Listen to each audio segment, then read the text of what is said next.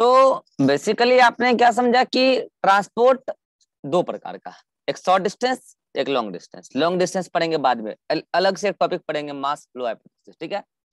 अब हमारे पास क्या बचा, शॉर्ट डिस्टेंस ट्रांसपोर्ट। तो जैसा कि मैंने आपको बताया शॉर्ट डिस्टेंस ट्रांसपोर्ट भी दो प्रकार का, पेसिव एक्टिव। एक्टिव पढ़ेंगे बाद में, पहले पढ़ेंगे पेसिव।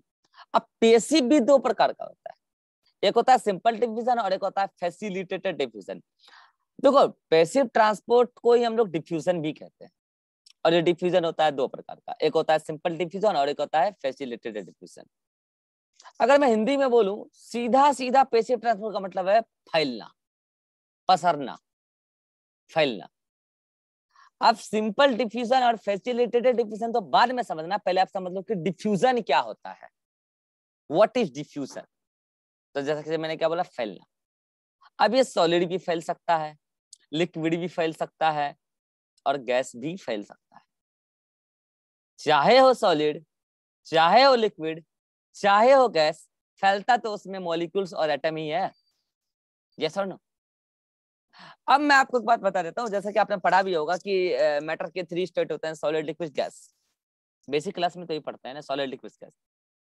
तो इनमें से कौन ज्यादा फैल सकता है, कौन ज्यादा डिफ्यूज हो सकता है इजिली, तो गैस। और कारण भी देते हैं इसका फिजिक्स वाले, इंटर मॉलिकुलर हाँ, इसका कारण भी देते हैं, इंटर पार्टिकल जो स्पेस होता है, डिस्टेंस होता है, वो कम होता है, सॉरी वो ज्यादा होता है। और वो ज्यादा होता है तो वो इजिली मूव कर सकते हैं, उनके पास मूव करने की टेंडेंसी ज्यादा है। और सुन लो, जहां पर इंटर पार्टिकल स्पेस ज्यादा है, डिस्टेंस ज्यादा है, वहां पे हर मॉलिक्यूल के पास फ्री एनर्जी ज्यादा है, फ्री काइनेटिक एनर्जी ज्यादा है, जिसको आप फिजिक्स और केमिस्ट्री में गिब्स एनर्जी कहते हो, गिब्स फ्री एनर्जी। और जिसके पास गिब्स फ्री एनर्जी ज्यादा होगा, फ्री काइनेटिक एनर्जी होगा, मतलब मॉलिक्यूल्स की अपनी kinetic energy to move freely, वो मॉलिक्यूल इजिली मूव करेगा और वो मॉलिक्यूल डिफ्यूज इजिली करेगा। और यही कारण है कि सॉलिड में इंटर पार्टिकल स्पेस कम होता है, वहां पे चीजें कॉम्पैक्टली पैक्ड होती है, इसीलिए सॉलिड का ट्रांस डिफ्यूजन रेयरली होता है। होता तो है, रेयरली होता है। रेयर मतलब रेयर। और लिक्विड का उन दोनों के बीच में। तो अगर आपसे पूछा डिफ्यूजन किसका होता है, सॉलिड लिक्विड गैस, किसका होता है, तो ऑल। किसका कॉमन होता है, तो गैस। किसका रेयर होता है, तो सॉलिड। कह रहे कि सभी का डिफ्यूजन होता है, बिल्कुल होता है। तो फिर सभी का डिफ्यूजन सेम रेट से होता है, अलग तो अलग होता है। अगर आपको बोले कि आप कैसे प्रूव कर सकते हो कि चीजें गैस में ज्यादा, लिक्विड में कम और सॉलिड में सबसे कम, तो देखो डिओडोरेंट होता है ना, स्प्रे, स्प्रे स्प्रे मारा, देखो कितनी जल्दी पूरा रूम गमक जाता है। मारा, पूरा रूम गमका, है कि नहीं। अरे 30 सेकंड के अंदर पूरा रूम गमक जाता है नहीं। ये हुआ गैस का। अब देखो लिक्विड, लिक्विड को मैं आपको कंपेयर कराता हूँ, मैं आपको लिक्विड और सॉलिड को फील कराता हूँ कि क्यों सॉलिड का कम और लिक्विड का ज्यादा। सॉलिड और लिक्विड में एक बोतल, इसमें क्या है, पानी है, ठीक है। ऐसा सा 3 बोतल ले आओ, एक में प्योर पानी, एक में नींबू वाला घोल, नींबू और नमक वाला घोल, और एक में चाशनी जिसमें गुलाब जामुन तैरता है, ठीक है, चाशनी। अब आपको पता है प्योर पानी सबसे लिक्विड ज्यादा, नींबू पानी जो है नमक वाला वो थोड़ा सा सॉलिड आ गया उसमें, और चाशनी में तो बहुत ज्यादा सॉलिड आ गया। तीनों की इक्वल क्वांटिटी आप क्या करो, किसी सॉलिड सरफेस पर, पक्की पे, फर्श पे गिराओ, और फिर देखो कौन पसरता है। कौन पसरेगा सबसे पहले और सबसे ज्यादा, पानी। पानी। उसके बाद नमक का घोल, नींबू पानी। हाँ, नींबू और उसके बाद चाशनी। अब आपको समझ तो आ ही गया होगा, अब तो आपको समझ आ ही गया होगा कि सॉलिड और लिक्विड में किसका ज्यादा डिफ्यूजन, तो लिक्विड का। अब एनसीईआरटी में एक बात लिखी है, the diffusion of solid is rare but diffusion on the solid is very common. अब इस बच्चे को इस लाइन को बच्चे एकदम डाउट लेके घूमते रहते हैं गलियों में, और कभी क्लियर नहीं होता है। सुनो ध्यान से, लिखा है सॉलिड का डिफ्यूजन रेयर है लेकिन सॉलिड पर डिफ्यूजन कॉमन है। अभी मैंने एग्जांपल करके दिखाया, फर्श पे गिराया था, फर्श क्या है, सॉलिड है लिक्विड, सॉलिड। सॉलिड। फर्क क्या है? सॉलिड। तो सॉलिड पर डिफ्यूजन कॉमन है, होता ही रहता है, हमारे बॉडी में भी होता है, बॉडी सिस्टम में भी होता है, प्लांट्स में भी होता है, common, very common. But solid का डिफ्यूजन वेरी रेयर।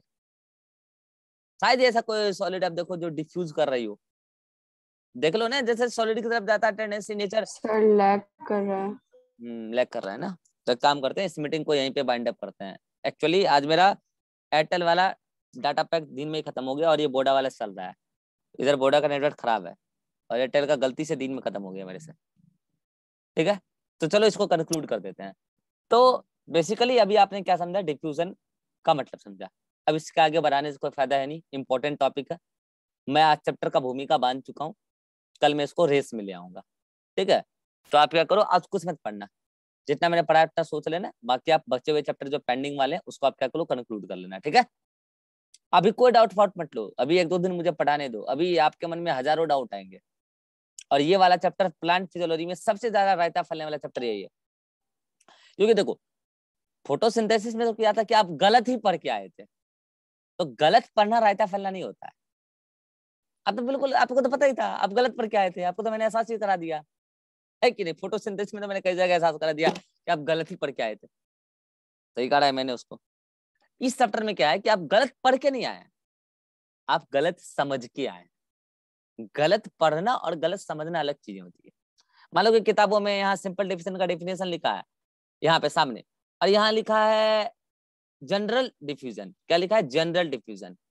तो आप जनरल डिफ्यूजन के डेफिनेशन को पढ़े और आप मान रहे हैं कि वो सिंपल डिफ्यूजन का डेफिनेशन नहीं है, तो आप गलत समझ लिए हैं, आप गलत समझ लिए हैं। लेकिन अगर डेफिनेशन लिखा है सिंपल डिफ्यूजन का और यहाँ लिख दिया फैसिलिटेटेड डिफ्यूजन, तो आप गलत पढ़ के आए। ठीक है, तो अंतर है, दो बातें। तो आप कई सारी चीजें वहां पे आप गलती समझ रहे थे, और यहाँ क्या है कि आप सही चीजों को भी गलत तरीके से समझ के आए, इसलिए आपका इस चैप्टर में रायता बहुत ज्यादा फैला हुआ है। मुझे मुझे पूरा विश्वास है कि आपका रायता फैला हुआ है, उस रायता को मुझे समेटना है और मैं समेट दूंगा, मुझे विश्वास है कि मैं समेट दूंगा। लेकिन बस वही बात, मेरे साथ साथ चलना, साथ साथ चलोगे तो बात बनेगी। इसलिए मैं भी ज्यादा बात आगे बढ़ा नहीं रहा हूँ, चैप्टर का भूमिका बांध चुका हूँ, आप समझ चुके होंगे चैप्टर में क्या चलने वाला है। अगले 1 सप्ताह तक यही simple division, facilitated division, active transport, फिर हम आ जाएंगे किस पे, प्लाज्मोलाइसिस, इम्बाइबिशन, बस इसी पे चलेंगे 1 सप्ताह तक। और यहाँ से कई सारे क्वेश्चन डायरेक्ट भी आता है नीट में, और तब जाके आएंगे मैकेनिज्म पे। जैसे ही मैकेनिज्म पे आएंगे फिर आपका प्लांट एनाटॉमी वाला पार्ट कनेक्टेड होना शुरू हो जाएगा। ठीक है, अभी कोई डाउट मत पूछिए, अभी आप जो भी पूछेंगे गोबर पूछेंगे, ठीक है, उससे बढ़िया है नेक्स्ट क्लास में, next to next next next तब डाउट। चलिए मिलते हैं।